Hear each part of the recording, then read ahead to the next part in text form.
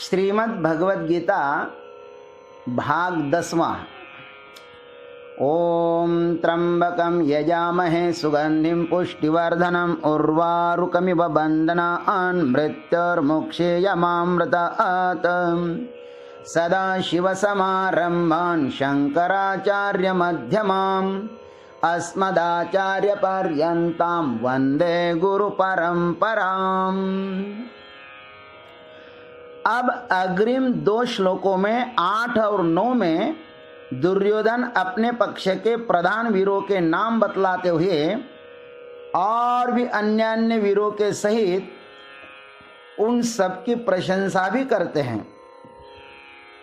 भवान भीष्मश्च कर्णश्च कृपश्च समितिञ्जयः अश्वत्थामा विकर्णश्च सौमदत्तेस्तथैव च।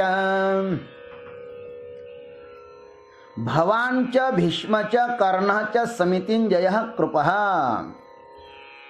आप स्वयं द्रोणाचार्य तथा पितामह भीष्म और कर्ण एवं संग्राम विजयी कृपाचार्य अश्वत्थामा च विकर्णः। आपका पुत्र अश्वत्थामा और विकर्ण मेरा भाई तथा एवच सौमदत्ते। उसी प्रकार सौमदत्ति का पुत्र यह भूरिश्रवा। अब इस पर विश्लेषण करते हैं। भवान माने आप द्रोणाचार्य भरद्वाज ऋषि के पुत्र। द्रोणाचार्य का चरित्र इस प्रकार है। घृताची नामक अप्सरा को देखकर भरद्वाज ऋषि का वीर्यपात होकर एक द्रोण में गिरा, उससे इनकी उत्पत्ति हुई। अतः द्रोणाचार्य नाम से ये विख्यात हुए। ये शस्त्रास्त्र विद्या में निष्णात थे। अतः भीष्म पिता ने इन्हें राजपुत्रों को धनुर्विद्या सिखाने का काम सौंप दिया था। द्रोणाचार्य ने परशुराम जी से धनुर्विद्या प्राप्त की थी। भीष्म पिता के बाद कौरवों के सेनापति यही रहे। 4 दिन तक युद्ध किया था इन्होंने। अंत में यज्ञ से प्रकट हुए धृष्टद्युम्न के द्वारा युद्ध में ये वीर गति को प्राप्त हुए थे। च भीष्माचार्य का चरित्र इस प्रकार है। पितामह भीष्म विद्यमान सेनापति है। महाभारत का यह एक महान पात्र है और नित्य वंदनीय है। बहुत ही विपरीत परिस्थितियों में इन्हें जीना पड़ा था। अष्टवसुओं को वशिष्ठ ऋषि के शाप से राजा शंतनु और गंगा जी की कोख से जन्म लेना पड़ा। अष्टवसुओं में से एक द्यू नामक वसु था। द्यू नामक वसु की पत्नी ने अपनी सखी जीतवती के लिए वशिष्ठ के आश्रम में से नंदिनी नामक कामधेनु लाने का द्यू से बहुत ही आग्रह किया।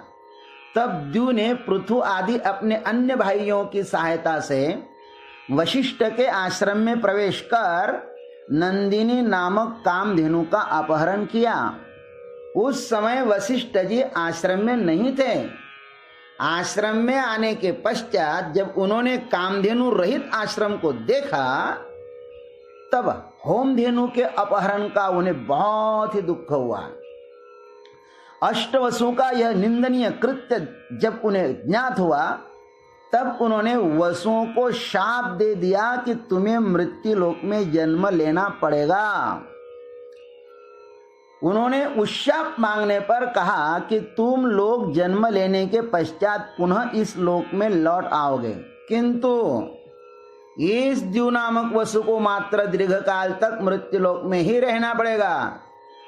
यह वहां पर बड़ा ही धर्मात्मा हो जाएगा, किंतु इसे कोई भी पुत्र प्राप्ति नहीं होगी। यह शाप लेकर वे सब गंगा जी के पास आकर उनसे जन्म लेने के लिए प्रार्थना करने लगे। तब गंगा जी ने कहा वसुओं को कि तुम लोग मेरी कोख से जन्म ले सकते हो।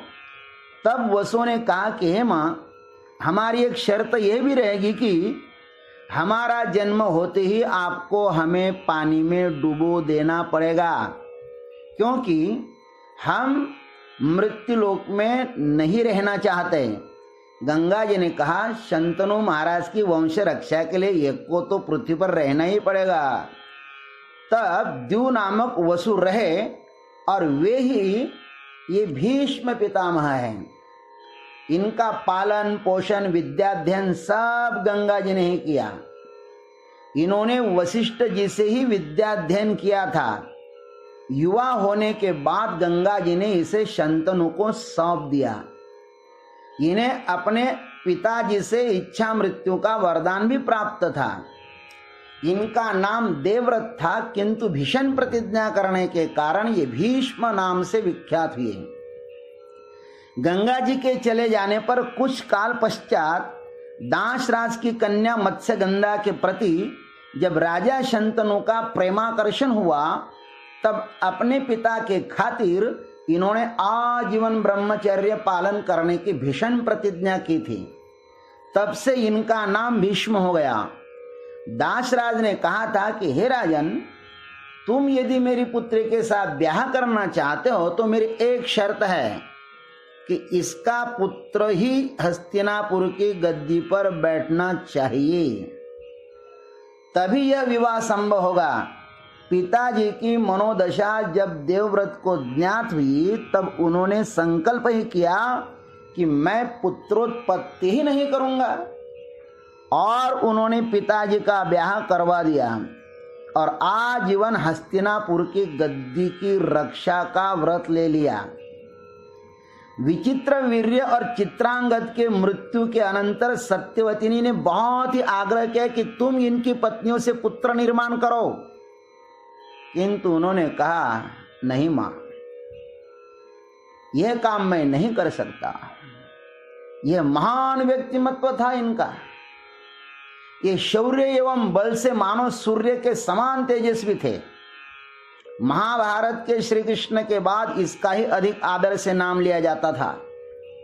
ये श्री कृष्ण के एकनिष्ठ भक्त थे, तो भी ये भगवत इच्छा समझकर विरुद्ध पक्ष में लड़े और 10वें दिन शिखंडी के सामने आ जाने के कारण ये अपने ही प्रिय अर्जुन के बाणों से युद्ध में घायल होकर रणांगन में धराशायी हो गए और अंत में उत्तरायण लगने पर इन्होंने अपनी ही इच्छा से श्री कृष्ण के समक्ष प्राण छोड़ दिए। ऐसा महान व्यक्तिमत्व के विषय में दुर्योधन आचार्य को बता रहे हैं। इसका नाम तो प्रथम ही लेना था, किंतु द्रोणाचार्य के समक्ष खड़े होने के कारण शुभारंभ दुर्योधन को वहीं से करना पड़ा। और यही आर्यों का शिष्टाचार भी है कि बड़े व्यक्ति के सामने उनको छोड़कर अन्यों की स्तुति नहीं करना चाहिए। अब कर्ण के विषय में कहते हैं, च कर्ण, शत्रुप हाथी को जो सिंह की प्रतीत होता है, शत्रुप हाथी को सिंह की तरह प्रतीत होता है, ऐसा कुंती का कौमार्यावस्था का प्रथम पुत्र उसे ही कर्ण कहते हैं। ऋषि दुर्वासा ने 6 देवताओं से 6 पुत्र होने का वरदान कुंती देवी को उसकी सेवा से संतुष्ट होकर दिए थे। उसमें से कर्ण कुमारी अवस्था में ही सूर्यदेव के तेज से उत्पन्न हुए थे। कर्ण को लोक लज्जा के डर से कुंती ने गंगा में बहा दिया था, परंतु भगवत कृपा से इस महाभयंकर संकट से भी कर्ण बच गए। जा को राखे साई या मार सके ना कोई, बाल ही बांका कर ना सके चाहे सब जग वैरी होए। गंगा जी में बहते हुए आ रही कर्णपेटी को अधिरथ नामक सुत ने देखा और उसमें स्थित बालक को घर ले आया। अधिरथ की पत्नी राधा ने उसका संगोपन किया, अतः उसे राधे भी कहते हैं। यह आगे चलकर दुर्योधन का एकनिष्ठ मित्र हुआ। दुर्योधन ने इसे अंग देश का राजा बनाया था। कर्ण बड़ा ही शूरवीर दानवीर था। इस पर दुर्योधन का बहुत ही भरोसा है। इसने परशुराम से विद्या प्राप्त की थी। द्रोणाचार्य की मृत्यु के बाद ये सेनापति हुए थे, अतः कृपाचार्य से पहले ही इसका नाम दुर्योधन ने ले लिया। युद्ध में धरती में इसके रथ के चक्के का पहिया फंसने के बाद रथ विहीन कर्ण को अर्जुन ने अभिमन्यु को याद करके मारा था। बड़ा बुरी तरह से मारा था।